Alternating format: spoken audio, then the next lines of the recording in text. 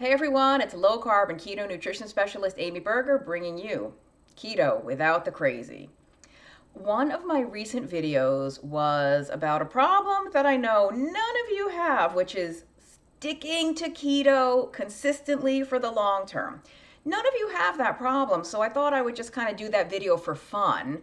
And I kind of have the same theme today, an issue that none of you are dealing with, but why don't we just talk about it anyway? Like, hypothetically, how about nighttime eating? None of you have a problem with that. I know. But, just why don't you just like keep listening just in case? Maybe you know someone else who's a nighttime eater. I don't have any notes, and this is a pretty big topic. And I've kind of given up on making short videos. I have come to realize this is who I am. This is how I deliver information. And if people don't want to watch longer videos, then they're not my people. The people who need me and who like the way that I do things will find me. So, and I in the past, in the way distant past, when I had a big topic, I tried to break it up into like 2 or 3 smaller parts. Part 1 would get all the views, part 2 and 3 precipitous declines. So it's better to just do one long one, and that is what she said. So there is so much to cover here. Hopefully I can do it coherently. The first thing I want to tell you is this is so very common. So don't you dare sit there and be thinking, I'm the only one. No one, I'm alone. I must be the only one. No, nobody else has this problem. No. It is crazy common. So you are not broken. You're definitely not alone in this issue. And so that's first of all, to just recognize how many of us deal with this issue. And I say us because I include myself in this very much. Hello, welcome to my club. You get the secret handshake later. The secret handshake is in part 2. No, just kidding. So other things, before we even get into some strategies and stuff, when I say nighttime eating, I am not talking about those of you who maybe just eat dinner late at night and that's just your normal routine. You have dinner late at night. That's fine. And I'm not talking to those of you who are maybe eating at 10 p.m., 11 p.m., midnight, but you are actually hungry. If you are hungry, eat. I don't believe in deliberately like withholding food from yourself. I don't think everybody needs an eating window or some type of intermittent fasting regimen. If you're hungry, eat. Even if that's 11 p.m. I don't care. Just don't eat carbs. So when I say nighttime eating, what I'm really referring to is the habit of reaching for food. And it tends to be late. It tends to be later in the evening or like early wee hours of the morning, if you're talking 1, 2 a.m.-ish, when you know you're not hungry. And for some of you, it could be earlier in the evening. Those of you that have dinner at like 5 or 6 p.m., come 8, 9 at night, you've already had dinner. Maybe you're not hungry. You feel snacky. You want something, and so whatever time of the evening it is, the point is you are not actually physically hungry. You're just looking for something to do. You're bored, you're stressed, you're lonely, you're angry, you're procrastinating. I follow someone who calls it procrastinacking. I love it. I wish I had come up with that myself. So we are turning to food for some reason that is other than physical hunger. We are looking for food to accomplish something else. And I'll get to why we do that in a bit. But again, very, very common. And when I explain a little more, you will actually start to see, I don't know if I could say it's normal behavior, but it is very logical and very rational and easy to understand once I explain it to you.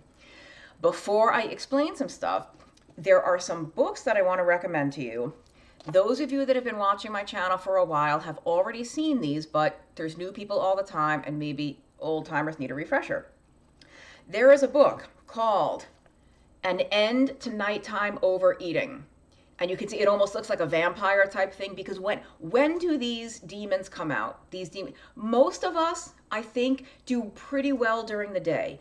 There is something about nighttime. There is something about it that draws us to food when we know darn well we're not hungry, or we've had more than enough food already throughout the day. And this is co-written by a guy named Glenn Livingston, who is a PhD. I think he's a psychologist. And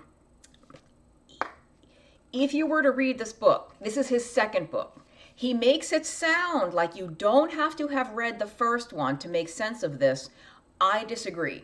I do think in order to understand the way that he does things and the way that he says things, you need to have read the first one first. The good news is, this book is a very thin little book, and it's, the print is big. You could read this in a day or two. So not a long read. The first book that, in my opinion anyway, you should read before An End to Nighttime Overeating is Never Binge Again. Same author, Glenn Livingston. For the second one, he had a co-author. I recommend both of these books, but I recommend them with a lot of caveats. The books are very helpful, but Glenn Livingston is in desperate need of a proofreader. Desperate need of a proofreader. These books were self-published. He needs someone to spell check. He needs someone to check the punctuation, etc. And the way that he explains things might be off-putting to some. The framework that he uses is either going to resonate with you or it's not so much. I can see why some people might be a little insulted or offended. I still think you could find a lot of really helpful nuggets in Never Binge Again and An End to Nighttime Overeating. You know that phrase, take what you like and leave the rest. Take what is helpful and what resonates, and the rest, you ignore it. I know it could be a little insulting and offensive to some people. Don't let that stand in the way of the techniques and the tips that might be really helpful for you. Okay. Why do we do this? Let's get rid of the easy explanation. Food is delicious. It's fun to eat. Food is yummy. It does make you feel good. It does light up some bells and whistles in the old noggin up there. Of course we want food. Of course, even when we're not hungry. If you're not hungry, it still tastes pretty good, right? And the thing is too, I should have said this earlier, most people who have this issue, they're snacking on carbs. Some of you, I hope, most of you are like, if we're eating when we're not hungry, could we at least not eat carbs, right? Like my co-author, Dr. Westman, has patients who will say to him, oh, Dr. Westman, you don't understand, I'm an emotional eater. And he says, can you not emotionally eat carbs? Could you emotionally eat pork rinds? Could you emotionally eat leftover steak or leftover chicken or leftover roasted broccoli or something? So, and maybe some of you are doing that. Maybe your nighttime eating is, you're not eating carbs, but the fact is you are still eating food when you're not hungry, which can definitely mess with weight loss. It can mess with your self-esteem. If you're beating yourself up for, I can't believe I did it again. What's wrong with me? Why do I do this to myself? I'm standing in my own way. Why do I keep self-sabotaging? The whole 9 yards. So and you probably feel even worse about it if it is carbs. Okay. Why do we do this? Again, so sometimes it's delicious. I think that's not the reason for most of us. For most of us, there are reasons, even if you don't know what they are yet. You might not have ever taken the time to really examine what those reasons might be. And maybe because you just never thought to stop and like really examine, or you're afraid to because you might discover something really uncomfortable that needs to be dealt with. And it's so much easier to eat than it is to solve really difficult, uncomfortable problems. So for some, some examples, just whatever the reasons out there are as diverse as as all the different people that might be watching. Like everyone's got their own reasons. Some common examples might be, let's say you hate your job. In my pre-nutritionist life, I was in and out of the corporate government cubicle world. I hated it. I mean, I spent my share of time crying in office bathrooms, let me just tell you. I hated it. So all day, there's this tension building because you can't, like, maybe you hate your job, but you don't want to get fired. You don't like the work, but you've got bills to pay. You've got kids to feed. So you've got this tension building all day because you can't necessarily say what you want to say, or you're doing these tasks that you can't stand. And like, so of course, at night, you want to soothe yourself. Of course, you need a way to numb out and to relax. Let's say you are in an unhappy marriage or an unhappy relationship, and maybe tension is building there through some part of the day. Maybe you had an argument, or maybe you didn't have an argument because instead of arguing, you kept it inside and didn't say anything. So again, that pressure, that tension is building. Of course, you want to take the edge off at 11 o'clock at night with some chips or some cookies or some pepperoni and pork rinds. Of course you do. Let's say you are really stressed out. Let's say you work full time and you've got kids and you're caring for an elderly parent, and you're playing chauffeur and you got to do the laundry and you got to do the cooking. There's 8 million things to do. You never get a break. You can't remember the last time you had 5 minutes of peace and quiet or just sitting by yourself. There's always a mom, dad, blah, blah, blah, like my mother used to joke. She would say literally, like, because we said, Mom, literally, and this is the exact phrase she would say, my butt just hit the chair. Like literally the second her buttocks hit a chair, somebody was calling, Mom. All you moms out there know, I don't have kids, but I just remember my mother's experience. So that's really, really stressful. Even if you love your spouse and you love that elderly parent you're caring for and you love your kids and you love your job, that's still really stressful because you're so overextended. You have so many different responsibilities. Again, no wonder you're reaching for a snack at midnight to self-soothe, to comfort, whatever you want to call it. So just to go back to when I said, maybe some of you you haven't examined the reasons why, because it can be uncomfortable. Maybe you'd never realized quite how unfulfilled your relationship is, unfulfilling, or maybe you're more uncomfortable in your own life and routine than you thought, and you kind of don't want to look at it. You'd rather like sweep it under the rug and eat some crackers instead. And some people, food, it's easy. It's easy to turn to food because it's so cheap, even with the crazy rising prices we have now, compared to getting on a plane and going to Tahiti for a week, which most of us can't afford, or you probably couldn't do anyway because of your job or your kids. If you can't go to the beach for a week, you can eat some ice cream. You can eat some popcorn, like just to temporarily take the edge off. If you can't go to the spa or go to the golf course or whatever your thing would be to relax, to give yourself a little blip of joy, that little dopamine and serotonin, we get that from food. And food is safer. Now, I'm just explaining why. I'm not saying that this justifies it or this makes it okay. This is not an excuse. It's an explanation.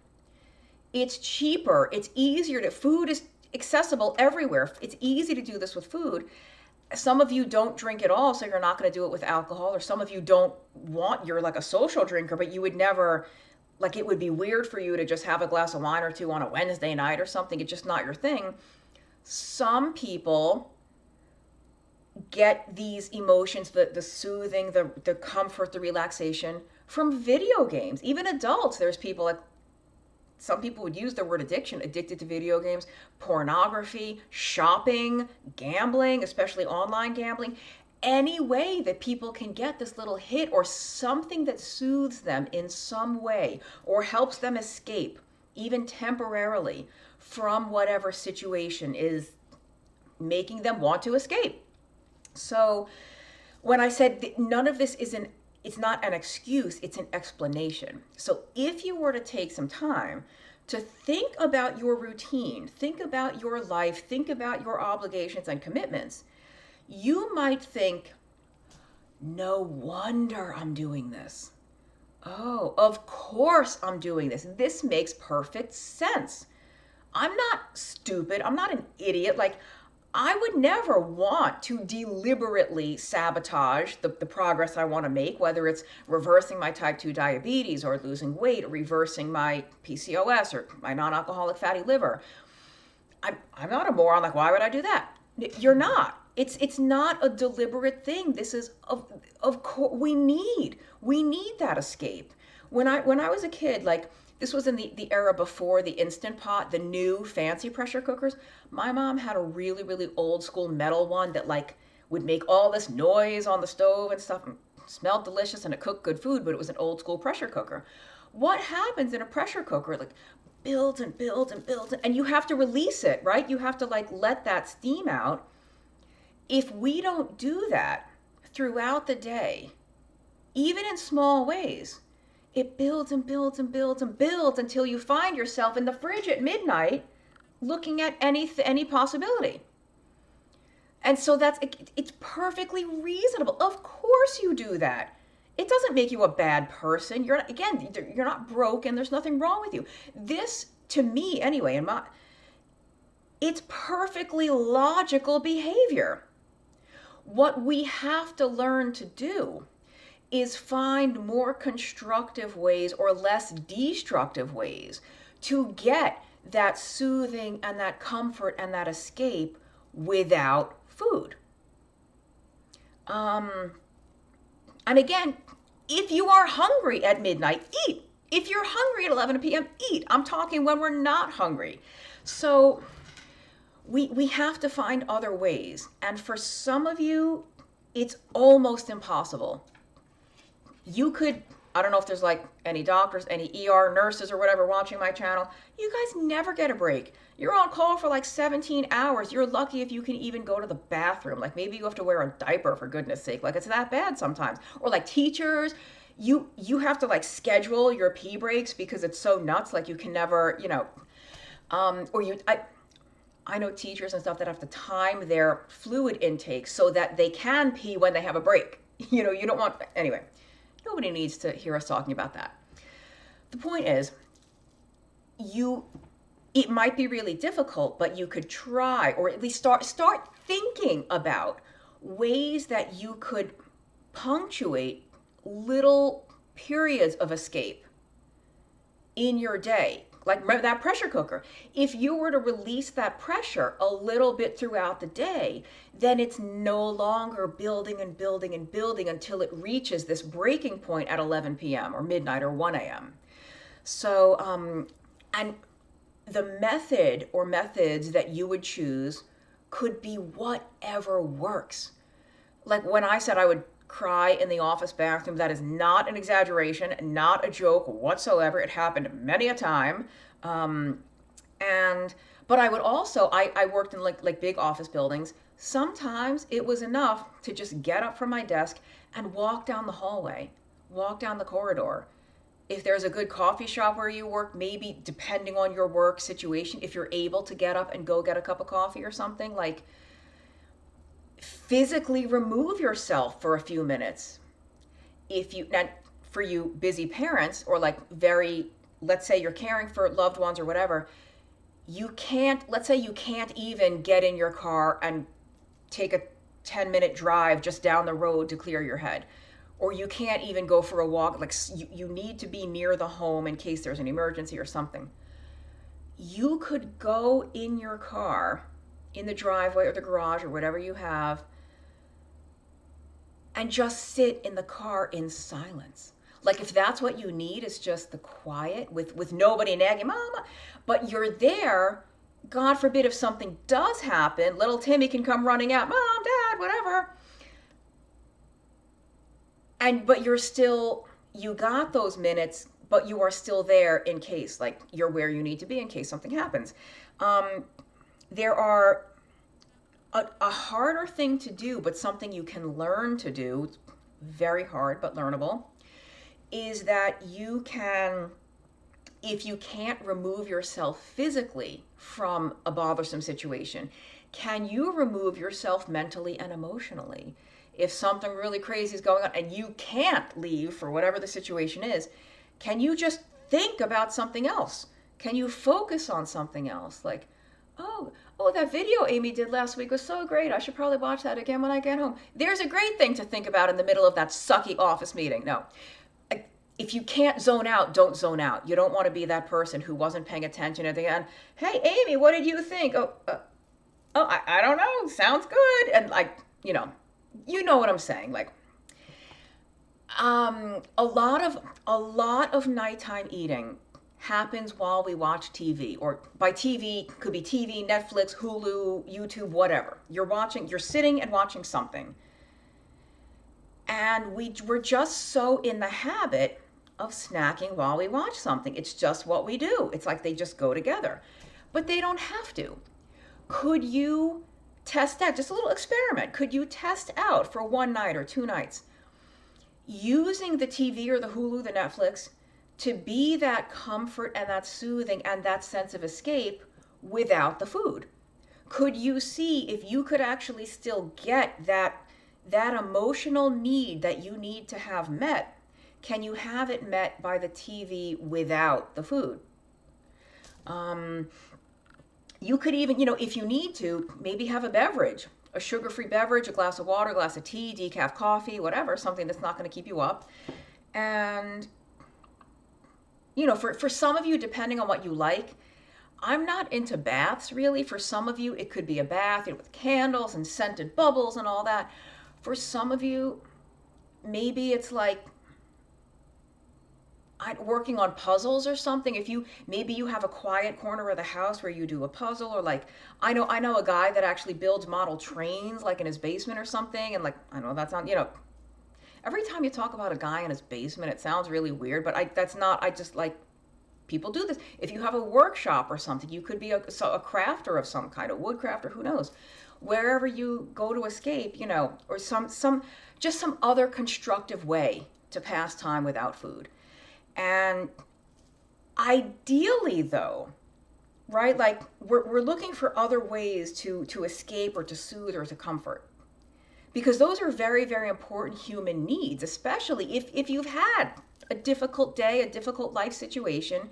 You need that. Like, of course you're looking to something, be it food or alcohol or gambling or whatever, because humans do need downtime. You can't be working all the time. You can't be dealing, obligations all the time.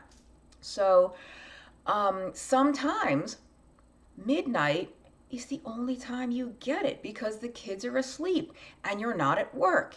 And even if you're not a traditional type worker, hopefully, like if your boss sends you texts or emails or whatever, or you do a lot of remote work, hopefully they're not expecting you to answer text at midnight anyway. Whatever it is, your obligations are done for the day. And so that's the sigh of relief time. That's the relaxation time when we want the food, right? We're not going for it at 3 p.m., 4 p.m., 11 a.m.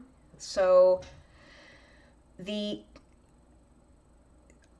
said, ideally, we find more constructive ways to get that same sense that we need to meet those emotional needs without food. Even better, even more ideally, I shouldn't have said ideally, I should have said it really, truly ideally, we change our life in such a way that we don't need to escape. We don't need to soothe so much. We don't need so much comfort. Now, I said those are human needs. We do need them, but that pressure would be building less, right? If we change, like, could you get a new job? Well, it's easier to eat cookies at midnight than it is to change your job sometimes, right? Or let's say you don't like where you live. Could you move? Yeah. Easier said than done, though. It's easier to eat cold pizza at 10:30 p.m. than it is to like look for a new apartment, you know? Or again, even if you're eating low carb food, I'm just using carbs as the example. Even if you're eating nuts or pork rinds or cheese or whatever, I don't know what. The marriage thing is even harder. It's not exactly easy to get a divorce. Now, I've never been married. I can only imagine how expensive it is and how painful and how just logistically difficult. It's easier to eat instead of dealing with that. But like if those are the things that cause us to eat, dissatisfaction with a job or a relationship or just a life situation, a town, whatever, then the answer to that is not eating at night. The answer is fix that thing so that we don't want to eat at night. Then one more thing before I close out. I recorded a video on this for a private group that I help with, and I had to do it twice because there was like stuff I forgot, so I'm just trying to fit it all in this one here before I forget. I follow someone who gives a lot of life coaching and like mindset techniques and strategies, and her name is Judith, and she was talking about, I don't think she was talking about food. I forget what she was talking about, but this method, in my opinion, is great. So her name is Judith, and when she is feeling like out of sorts and really like stressed out and agitated and like, you know, she talks to herself as if she's this like scared little girl who just needs comforting. And I'll come back to that. So she talks like, her name is Judith. She calls herself Juji's. Juji, what do you need, Juji's? What do you need? Do you need a hug? Do you need a nap, Juji's? Do you need a minute? Do you just need to sit quietly for a minute? She like asks herself in this very comforting voice, what do you need, Juji's? So laugh at that if you want to. Think it's ridiculous if you want to. Nothing is ridiculous if it works. If it works. So feel free to take that technique. Her name is Judith Gaton, Gaton. If you want to look her up, she does life coaching, but she's a life coach who wraps it in style. She's like a makeover style person, but that's what it looks like on the outside. What it really is changing your mind about stuff, and it happens to manifest in you no longer wearing 11-year-old ratty stained sweatpants kind of thing. So anyway, I just want to give credit where credit is due. Judith Gaton, Gaton. And so you could either mimic that, talk to yourself like a little child who needs comfort, because that is what you need, or use your own adult big girl big boy voice. Stop and say, what do I need right now? What do I need a nap? And if you have the luxury of napping, take a nap, or do I need a hug? Do I need a hug? Is there anyone around that like somebody that I could hug without getting arrested, or like, what do I need to talk to a friend? Do I need to just sit for 5 minutes in silence? Because whatever you need, the answer is probably not what's in the refrigerator or what's in the pantry. So I just think that's like one way to stop and ask yourself some stuff. And I also think if you start to examine some of this stuff and you start to make some inroads in changing this behavior, assuming you want to, I should have said this at the beginning, if you are a nighttime eater, but you're happy with your results, you're happy with how you look, how you feel, whatever you're trying to accomplish on keto is being accomplished, then who cares, right? This is only a problem for you if it's a problem for you. So like, don't try to change your behavior if this behavior is not interfering with anything you're trying to do. This video is for people who do feel like it's interfering. So, excuse me, if you so overzealous, as you start to try to change this behavior, It is not linear. This behavior change is not linear. You might go a night or two not eating, and then the third night you eat. And then the next night you don't, and the night after that you do. Guess what? Guess what that is? Progress. Because you went 2 nights without it, and then you did it, and then you went another night without it. Holy cow, out of 4 nights, that was 3 where you didn't do it. So instead of beating yourself up for the 1 night where you did it, you say, oh my gosh, there were 3 nights this week that I didn't do it. I stayed out of the food at night. Oh my goodness, that's amazing. You don't that is progress. Don't expect this to be perfect. Don't expect to change on a dime. If we could just stop eating at night like that, we would have already stopped. We would have already done it because if you're like me, you've been trying to change this for years. Now my nighttime eating has gotten so much better than it was. I mean, it was like out of control for one. I was eating all keto foods, but I wasn't losing any weight. But so I still do it. It is much, much better than it used to be. So it's not going to be linear. And even here's some other wins that I think are really important for you to be aware of, because we want to celebrate every little bit of progress. If you do eat at night, but maybe you ate a little less than you normally do, maybe you kind of caught yourself like, oh, I realize I'm doing this, but I think I'm done. I've had a little bit. I think I'm done. I'm not going to polish off the bag this time. That is progress too. That's a win. You still ate, okay, but you ate less than you normally would have. I think that's a win. I really do. And there was a third one, but I don't know. Yeah. Even if you eat as much as you normally do or normally would have, even if you stop afterward and ask, why did I do that? What actually was happening in that moment that I went to the food? And it's not blaming yourself, but just actually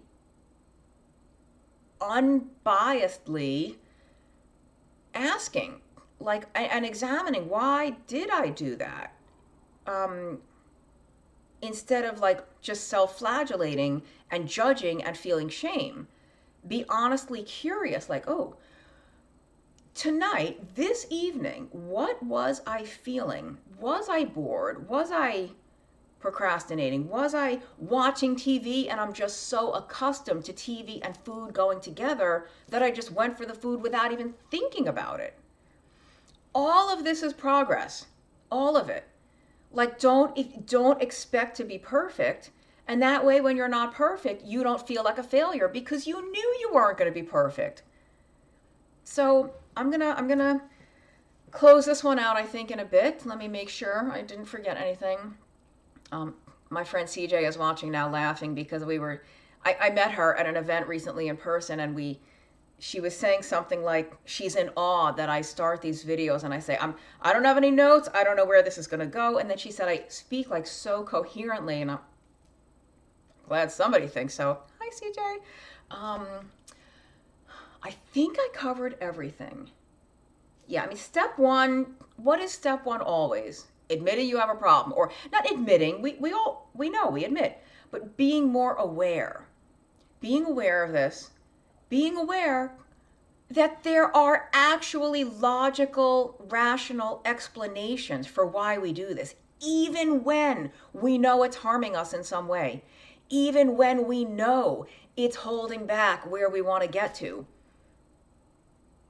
We're not crazy. We're not broken. We are humans, and we have human brains and human hearts, and we happen to be using food for purposes other than hunger.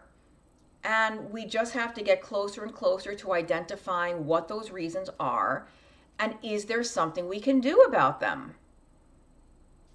And until we are capable of better change, one step, in my opinion anyway, would be, if your nighttime eating is carbs, the first step for you might be, hey, guess what?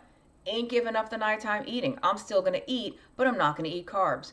I'm going to stock my pantry, stock my fridge with keto stuff. I'm going to eat cheese. I'm going to eat nuts. I'm going to eat red pepper strips, green pepper strips, sliced cucumber, like whatever. Um, that would be the first step. And I think that's a big win too. Now, is that going to enable weight loss? Probably not, because you're still eating when you're not hungry, but at least you're not eating carbs. That's still, it's progress. It's movement in the right direction. All right. All you nighttime eaters out there, you are not alone. I just have to reiterate that as I close.